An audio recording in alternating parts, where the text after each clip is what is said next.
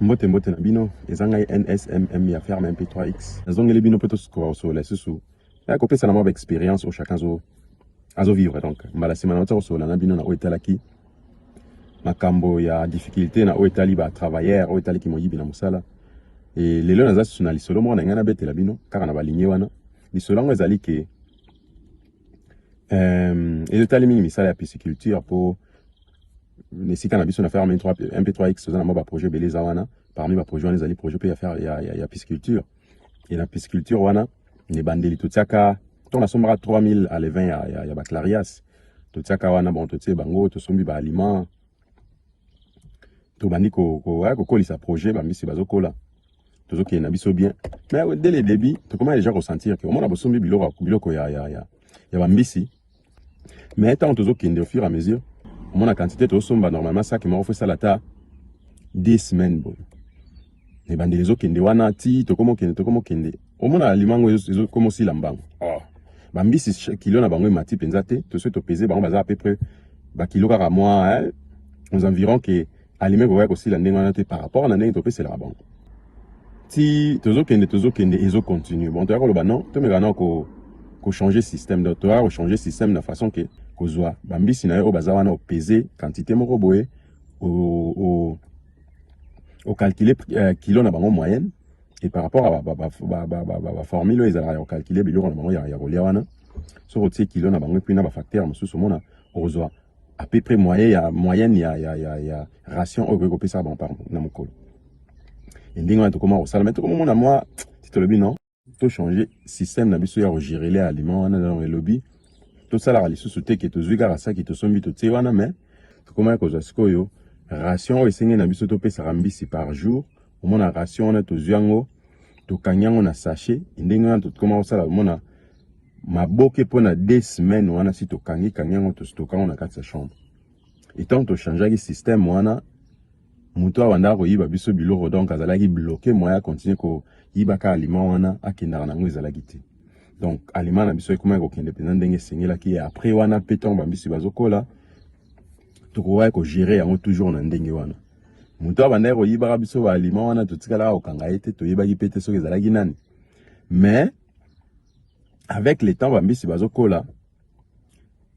tokomi koyoka sango ke o bambisi boye na boye mbisi boye na boye donc bato bamboka bayese biso ke bino d'ailleurs awa kutu bazoyibaka bino bambisi bozoyeba oremaka yango te bozoyeba te biso ntango akolesa bambisi tomona bambisi bazoya toujours ebele wana mais le roi na misu bo muto ko compter mbala moko te soko moni image tozoye ba tenzoka tozo mona ke belé mais bazo komaka décimer malem ti nzambe pa la raté le roi ezara ke muto ozo mona pasi na muto ki na ozo investir muto sora zo salo mabe mukolo moko ezala ya mikolo belé ko ezala ye mais mukili le roi ezala nzambe za na mibeko nango ezana na mukolo pe kaka yepe ba osukisa donc na mukuse ezala ke mutu totika kala na ferme wana po toza na système à rotation na weekend ya msusu na weekend ya msusu na semaine balala wana baonyo sika like siko weekend mutu esengela kala wana olatika la bisika yo esengela yatika la ye ba 20h wana bimina yakine na mboka pembeni wana kiko kusola na ye komela mwa eloko bisika wana era komaki selon ba dire na ye akeko kuta na misa moko boye donc ba misa ba mboka wana kaka ba garçon peut demander que zo bango pa na biso comme ba journalier msusu misala ko balanga belezali ba kutani kuna et selon ba dire na ina tangu amona ke ere ko moi musika bana komizongisa na ferme na rozonga na ina nzela wana nde akamara azomona tatango yepe na sima zo landa e ba komo tambola lokola ye liboso wana na sima et pas bon ça va à continuer comme on a moi louche tant ba komi ko mataneti côté à ferme na biso lui bon abata mana na matiti atala tata na soka osala ni abata mi na matiti eloko salami te albi a continuer ko bata ma si maman ya ba 30 minutes bo atala muta sala ki le roi alekanaki azongi lisusu na ferme na biso kalata komo mona tata ngona seku na bisika ba itan ezali azo pêcher bambisi era moni bongo atali atelemi agangi azomeli yezo sala nini kuna sali bango le roi moi échange ba parole wana bitumba ba se calme bisime yo sala nini o te longwa awa abengani mais le lendemain nango wana amonenge amonaki yango esalaki bien te po ayebite so ndenge nini azui a informer biso po amonaki amemaki bambisi te mais amonaki azoyiba na ndenge azopeshe bambisi ça qui n'a contrôlaki te donc a informer biso ngana bino na rotika yango ndenge wana te tant que chef musala faut na sécuriser biloko pe na sécuriser batu na ngai donc nsalaki nini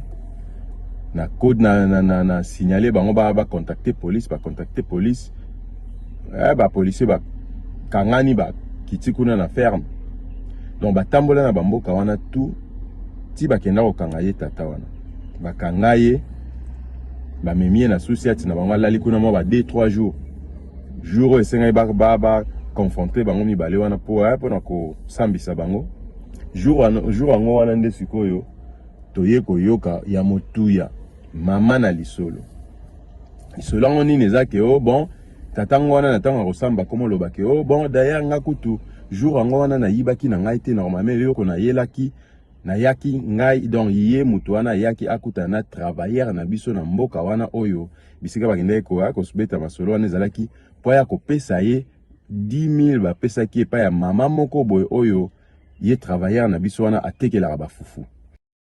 so tosali production ya fufu totanyango na mitalaka mais ye sikoyo bandaki kosala ke so totikango na mitalaka wana okomona ye aye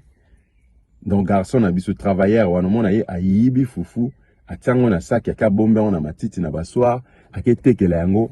mama moko azalaki na zamba wana aye na bamboka nzinga na ferme ake kotekela ye bafufu wana donc jour yango wana o mutu wana alingaka yiba ezalaki ayaki mpo ya kopesa ye cope na ye ndenge amesana kosala mais nde basolola eke fufu eza te toza nango te eza nanu mai ube tolongoli nanu te tatango sikoyo na kozonga lokola ye moko mpo azalaki na nzala na ye selon badire na ye lokola ye ayebi ke wana ayibaka ye alobaki bon akozonga maboko pamba te atika koyiba mo bambisi na ye akende olia na ndako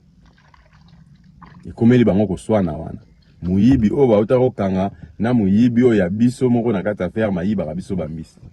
oyo ya biso azowangana te akosi ezalaka bongo te nga basisi kosamba wana singaka futa baamande boye na boye likambo esili mutu oyo ngai fali na longola ye directement nayebi te soki buzoba soki mpe mayele nabi bon natika ye nanu totala comme ça tolandela makambo yango bien kotika natikaki ye akontinuaka toujours koyiba azoyibaka bambisi ewumelaki te toyokaka sango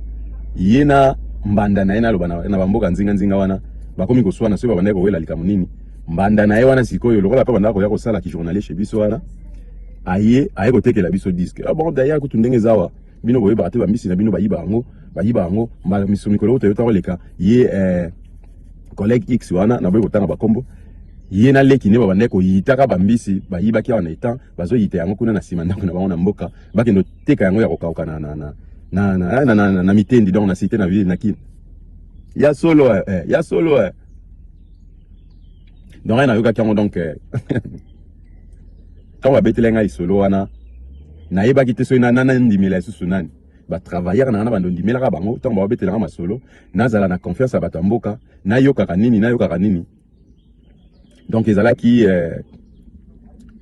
pasi pe mawana ta mpona biso mpo azalaki motu topesaki confiance azalaki motu oyo topesaki même calibre donc munduki atambolaka nango mpona kosécurize biloko mais nzoka ye moko mama na moyibi nzoka bato oyo tosengaka akengela nzoka ezalaka nango ye moko donc ye moko nde atrezaka ye moko ayibaka bambisi ye moko ayitaka bambisi akendaka koteka libanda et en passant lisusu ye moko wana azalaki parmi ya bato oyo nabetela bino lisolo ya bato aya na video tokoleka lisolo ya bato basanganaka mpo bayiba makala bakende oteka yango donc naloba na mokuse na mwa buzoba na mwa soki mpe kolinga kotingama na motu asalanga bafilme ebele na bambisi na mona makambo ebele donc na oyo etali bambisi tant que conseil na koki koloba ntango boza na baprojet ya ndenge wana apart kosala etan na yo ya bien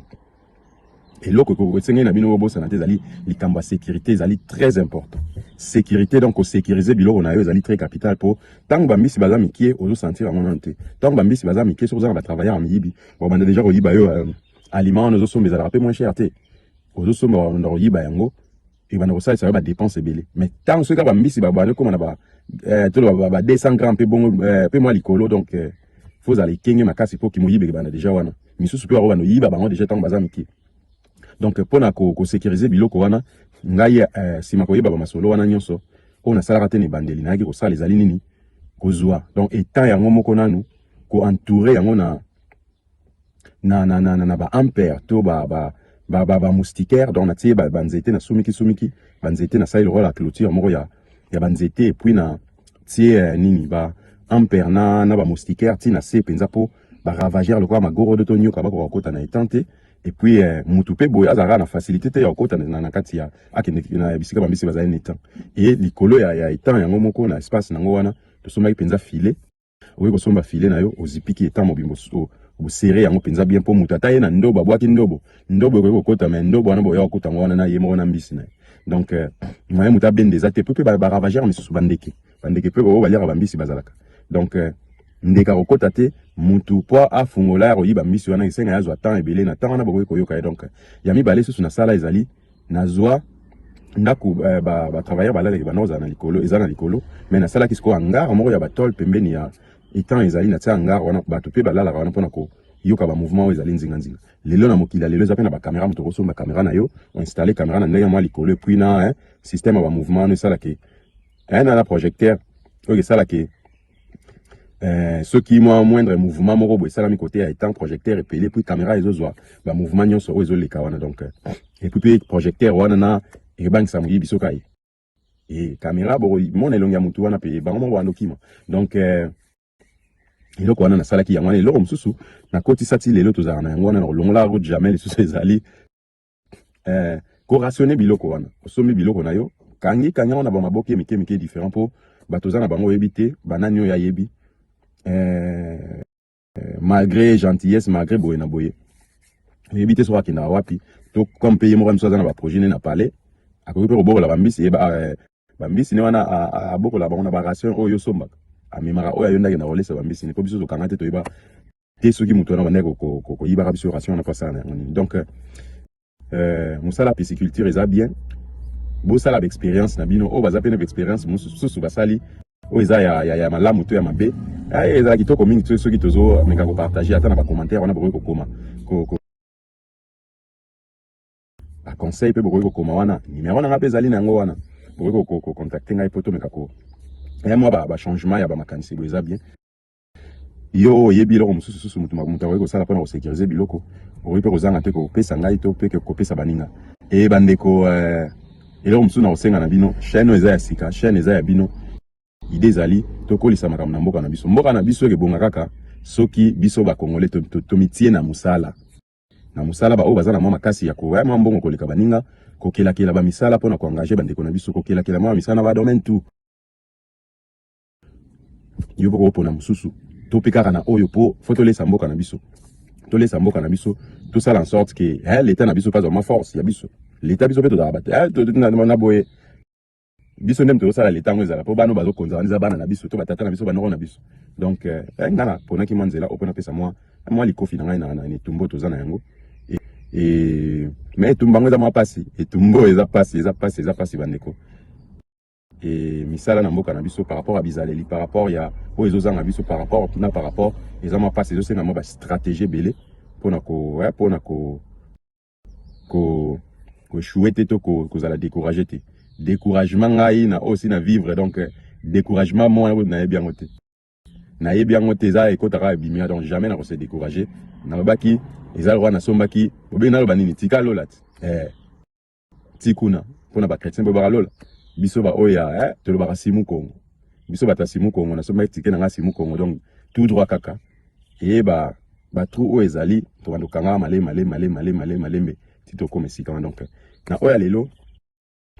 nazalaki nango mpona bino ezali oyo me masolo ezali ebele tokosololaka boyoka mbala nsima lisolo mosusu donc merci na ndenge bozwi ta na bino ya kolanda mwa émission oyo et puis bosabone bandeko bokabola video chaîne na bino bolinga mpe baninga mosusu bakoka kodécouvrir yango et puis baninga mosusu mpe bakoka kozwa mwa lite ya moko to mibale oyo ezali na bavideo oyo donc abonnez-vous bosabone bopartage mpe na baninga mosusu ezalaki ngai wa bino NSMM ya ferme MP3X équipe na mobimba ferme MP3X na pisi bino mbote na bino Jonathan ya yo ya ngwana Papa Li ya yo ya ngwana Thomas ya yo ya ngwana Feli ya yo pe ya ngwana donc